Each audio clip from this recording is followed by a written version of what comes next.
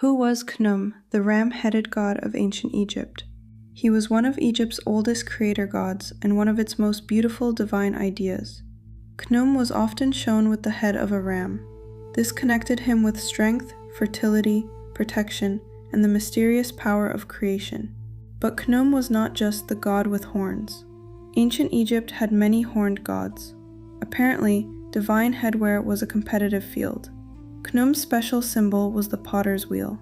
Egyptians imagined him shaping living beings from clay, just as a potter shapes a vessel. This image is powerful because pottery was everywhere in Egypt. Jars held beer, grain, oil, perfume, medicine, and offerings for the gods. So when Egyptians imagined life as pottery, the metaphor was immediately understandable. A body could be shaped, strengthened, filled, and given purpose. Khnum was especially important at Elephantine Island, near Egypt's southern frontier. This was close to the First Cataract, where the Nile entered Egypt from the south.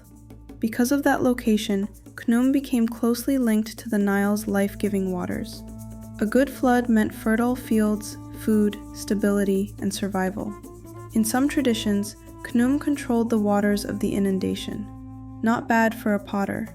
Most artists only worry about clay drying too fast. Khnum was also part of a local divine family. At Elephantine, he was associated with the goddesses Satet and Anuket. Satet was linked with the Cataract region and the Nile's flood.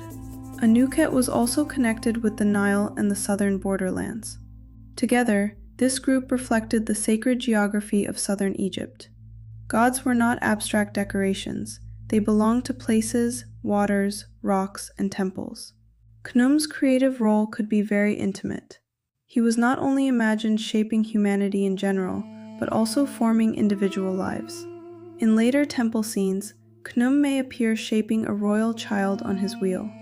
The message is clear: even kings were clay before they were crowns. This makes Khnum different from creator gods who speak the world into being. His creation is physical, patient, and handmade. He works with earth, water, air, and fire. Clay comes from the riverbank, water softens it, air dries it, and fire makes it endure.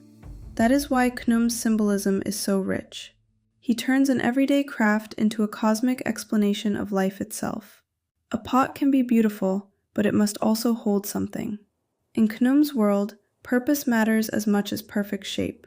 That may be why his image still feels so human. We are not finished statues, we are vessels still being formed. So Khnum is more than a ram-headed god of pottery. He is the divine craftsman of life, shaping clay, breath, destiny, and the fragile vessels we call ourselves.